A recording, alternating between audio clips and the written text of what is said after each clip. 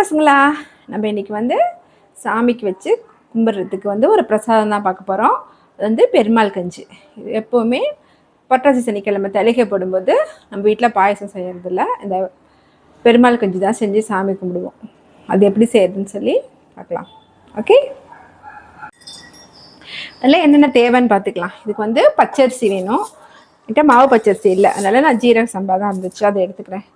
எந்த கப்பு இது வந்து 1/3 கப்பு. எந்த கப்பில் நீங்கள் அரிசி எடுக்கிறீங்களோ அதே அளவு அதே அளவில் 1 கப்பு கடலைப்பருப்பு. ரெண்டும் ஒரே அளவு எடுத்துக்கணும், அரிசியும் பருப்பும். இது ரெண்டுத்தையும் நல்லா கழுவி மினிமம் 1 ஹவராவது ஊற வைக்கணும். அதுக்கப்புறம் வெல்லம் வேணும். வெல்லம் பார்த்தீங்கன்னாக்கா இது ரெண்டும் சேர்ந்து உங்களுக்கு இதில் 2 கப்பு வருமா, அப்போ வந்து இதில் ஒரு 3 கப்புலேருந்து 4 கப்பு வரைக்கும் உங்கள் ஸ்வீட்டுக்கு தகுந்த மாதிரி எடுத்துக்கோங்க. நான் வந்து 4 கப்பு எடுத்துக்கிறேன்.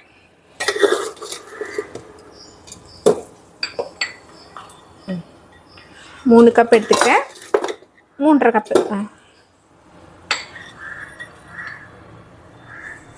வந்து 3.5 கப் எடுத்துக்கிறேன். அடுத்தது ஏலக்காய், ஒரு 5 ஏலக்காய் எடுத்திருக்கேன்.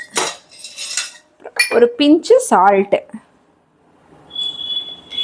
அதே மாதிரி நம்ம தேங்காய் இருக்குது பார்த்தீங்களா, நான் வந்து ஒரு மூடி எடுத்திருக்கேன். இது எப்படி எடுக்கணும் அப்படின்னு பார்த்தீங்கன்னாக்கா, இந்த கப்பில் வந்து 2 கப்பு எடுத்துக்கணும். இப்போ 1 கப்பு அரிசினாக்கா 2 கப்பு தேங்காய் எடுத்துக்கணும்.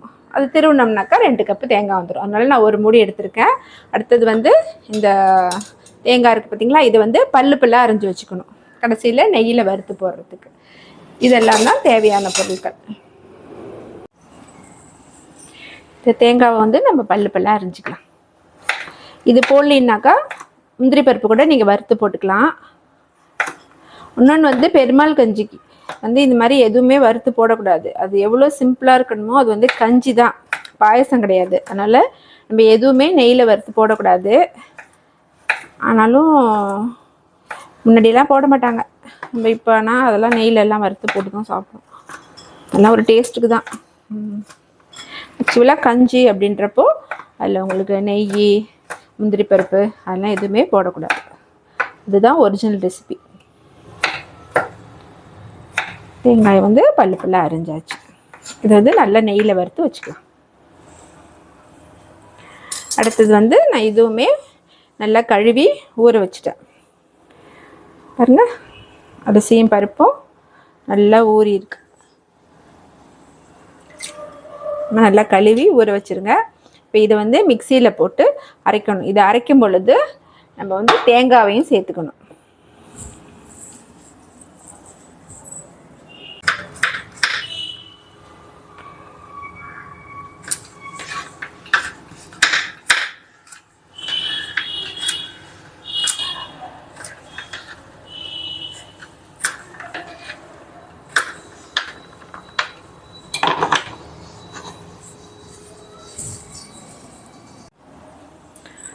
ஃபஸ்ட்டு வந்து மிக்சியில் இந்த தேங்காய் ஒரு மூடி எடுத்து வச்சோம் இல்லையா, இது வந்து இதில் 2 கப்பு தேங்காய் இருக்கும். இதை ஃபஸ்ட்டு போட்டு நல்லா அடிச்சுக்கலாம். பாருங்கள், தேங்காய் வந்து மிக்சியில் போட்டு நல்லா அடித்தாச்சு. இப்போ இது கூட ஏலக்காய், உப்பு, அப்புறம் இந்த ஊற வச்ச அரிசி பருப்பு இதெல்லாம் ஒன்று ஒன்றா சேர்த்துக்கலாம். ஏலக்காய், சும்மா ஒரு பிஞ்சு உப்பு. அடுத்தது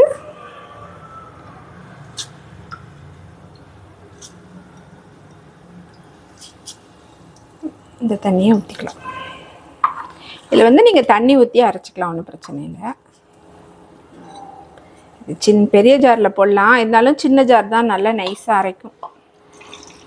எல்லார் வீட்லேயும் அதானே, குட்டி ஜார் தான் நல்லா அரைக்கும். ஸோ கொஞ்சம் இதை வந்து ரொம்ப நைஸாக வேண்டாம், ரொம்ப குறைன்னு வேண்டாம்.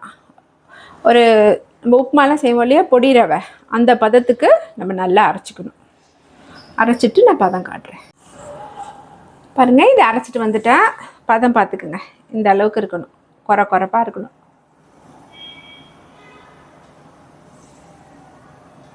இதான் இந்த பதத்துக்கு அரைச்சிருங்க. அதுக்கப்புறம் ஒரு பாத்திரத்தில் வந்து தண்ணி கொதிக்க வைக்கணும். இப்போ எவ்வளோ இது வந்து பார்த்தீங்கன்னாக்கா இந்த அளவு இருக்குது. இது மாதிரி 2 மடங்கு தண்ணி வந்து ஊற்றணும். அரைச்ச பிறகு என்ன அளவு இருக்கோ அதில் 2 மடங்கு தண்ணி வந்து ஒரு பாத்திரத்தில் வச்சு கொதிக்க வைக்கணும். நான் வந்து இந்த பாத்திரத்தில் தண்ணி எடுத்திருக்கேன். இந்த அளவுக்கு தண்ணி எடுத்திருக்கேன். அதுக்கப்புறம் இந்த மிக்சியும் கழுவி அந்த தண்ணியை ஊற்றலாம். அதனால் கொஞ்சம் தண்ணி வந்து எடுத்து வச்சுருக்கேன். இது வந்து அடுப்பில் வச்சிடலாம். வந்து ஒரு சின்ன பாத்திரத்தில் வெல்லத்தை எடுத்துக்குவோம். எடுத்துக்கிட்டு அந்த சமயத்தில் கல் மண்ணெல்லாம் இருக்கும் இல்லையா, அதனால் கொஞ்சமாக தண்ணி,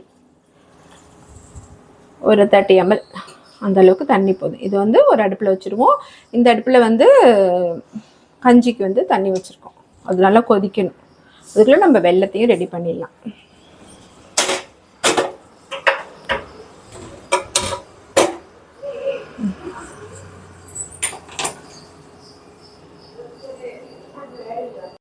பாருங்கள், தண்ணி நல்லா கொதிக்க ஆரம்பிச்சிருச்சு. இந்த ஸ்டேஜில் வந்து அடுப்பு கொஞ்சம் மீடியம் ஃப்ளேமில் வச்சுக்கோங்க. வச்சுட்டு நம்ம அரைச்சி வச்சோம் இல்லையா, இதை வந்து நம்ம அப்படியே சேர்க்க வேண்டியதான். சேர்த்திங்கனாக்கா இது வந்து வேகிறதுக்கு வந்து கொஞ்சம் ஒரு 1/2 hour ஆகும் வேகிறதுக்கு. நல்லா வேகட்டும். கொஞ்சம் மிக்சியையும் கழுவி அந்த தண்ணியுமே நம்ம இதில் ஊற்றிடலாம்.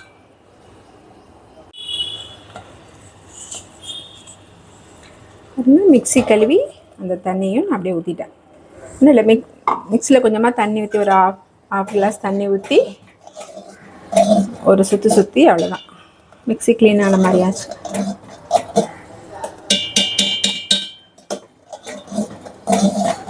பாருங்கள், இது வந்து இப்படி இந்த அளவுக்கு இருக்குது. நம்ம இன்னும் வெல்லத்தை வேற ஊற்றணும். அப்போ இன்னும் கொஞ்சம் தண்ணியாகும்.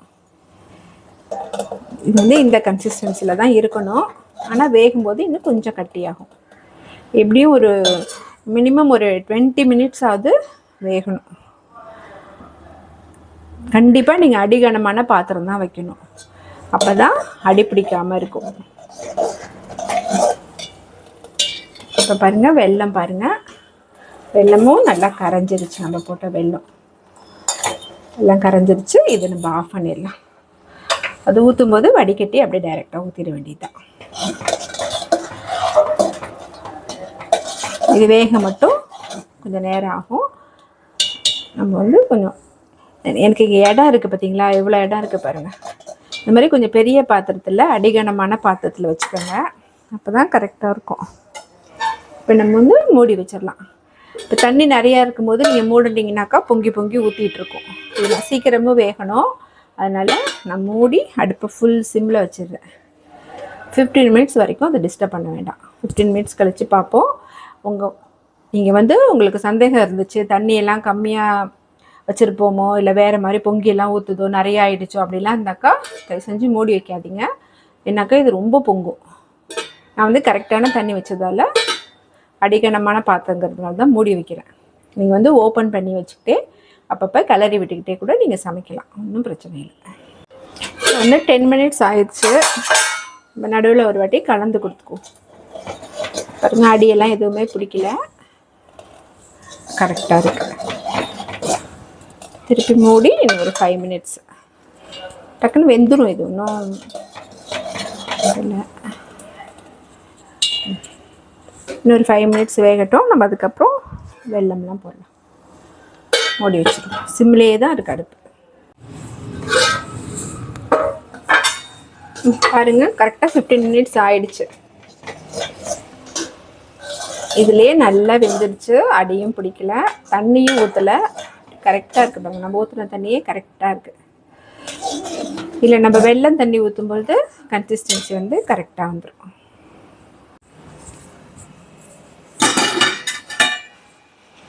இப்போ வந்து ஒரு வடிகட்டி ஒன்று எடுத்துக்கோங்க. வடிகட்டி எடுத்துட்டு அப்படியே இந்த வெல்லத்தை வந்து ஊற்றலாம்.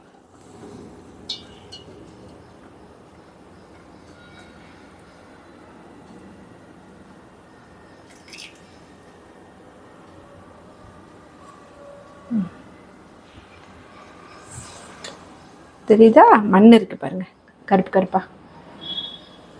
அதுக்கு தான் வடிகட்டுறது.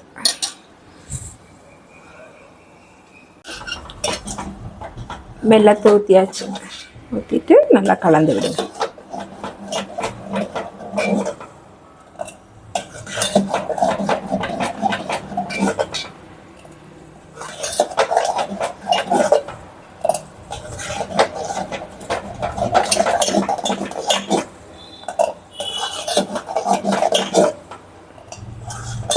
உங்களுக்கு வந்து ஸ்வீட் ரொம்ப பிடிக்கும் அப்படின்னாக்கா நீங்கள் 4 டம்ளர் வெல்லம் போட்டுக்கோங்க. வந்துட்டு ரெடி ஆகிடுச்சு. இன்னும் கொஞ்சம் தண்ணியாக வேணும்னாலும் நீங்கள் இது பண்ணிக்கலாம். இதுவே கரெக்டாக இருக்கும். இது நாங்கள் வந்து இலையில வைப்போம். இலையில வச்சு இப்படி எடுத்து சாப்பிட்ற மாதிரி இருக்கும். அதனால் நான் இந்த கன்சிஸ்டன்சி வச்சுருக்கேன். உங்களுக்கு தண்ணியாக வேணும்னாக்கா தேங்காய் பால் ஊற்றிக்கலாம், இல்லை சாதாரண பால் ஊற்றிக்கலாம், எது வேணுமோ ஊற்றிக்கலாம். ஆத்தென்டிக்காக இப்படி தான் இருக்கணும். இதில் வந்து இதோட ஒரு 2 நிமிஷம் நல்லா கொதித்த பிறகு ஆஃப் பண்ணிடணும். அவ்வளோதான் பெருமாள் கஞ்சி. ஆனால் நம்ம இப்போ எக்ஸ்ட்ரா டேஸ்ட்டுக்காக நெய்யில் வந்து தேங்காய் வறுத்து போட போகிறோம். இல்லைன்னா முந்திரி பருப்பு கூட நீங்கள் வறுத்து போட்டுக்கலாம். 2 மினிட்ஸ் கொதிக்க வச்சு ஆஃப் பண்ணிட்டீங்கன்னாக்கா அவ்வளோதான், முடிஞ்சிருச்சு. பாருங்கள், நெய் வந்து நல்லா காஞ்சிருச்சு. நம்ம இந்த ஸ்டேஜில் தேங்காய் போட்டுக்கலாம். நெய் போட்டு நல்லா கொஞ்சம் நேரம் வறுக்கட்டும். இப்போயும் அடுப்பு வந்து சிம்மில் தான் வச்சுருக்கேன். லைட்டாக சவக்கணும் அந்த தேங்காய். பாருங்கள், தேங்காய் வந்து நல்லா சவந்துருச்சு. இந்த ஸ்டேஜில் இதை எடுத்து நம்ம அப்படியே இதை நம்ம வந்து பெருமாள் கஞ்சியில் ஊற்றிடலாம். அவ்வளோதான், பெருமாள் கஞ்சி ரெடி. அப்படியே சாமிகிட்ட வச்சுட்டு நைவேத்தியம் பண்ண வேண்டியது தான். அவ்வளோதான். அடுப்பில் வச்சுட்டு எப்படியும் ஒரு 20 to 25 மினிட்ஸ் ஆகுது அது வேகணும். எல்லாம் சேர்த்து அடுப்பில் வச்சதுலேருந்து ஒரு 25 மினிட்ஸ் ஆகும் எல்லாம் முடியறதுக்கு. அவ்வளோதான், ரெடி ஆகிடுச்சு. பார்த்தீங்களா? பாருங்க பசங்களா, நம்மளோட பெருமாள் கஞ்சி வந்து ரெடி ஆகிடுச்சு. நீங்களும் இந்த மாதிரி ஆத்தென்டிக்கான ரெசிபியெல்லாம் தெரிஞ்சு வச்சுக்கோங்க. ஓகே பசங்களா, இன்றைக்கி பெருமாள் கஞ்சி எப்படி செய்கிறதுன்னு சொல்லி கற்றுக்கிட்டீங்க. நம்ம வந்து வருஷத்துக்கு ஒரு வாட்டி புரட்டாசி சனிக்கிழமை மட்டும்தான் செய்வோம். ஸோ நீங்களும் செஞ்சு சாப்பிடுங்க. ஹாப்பி புரட்டாசி.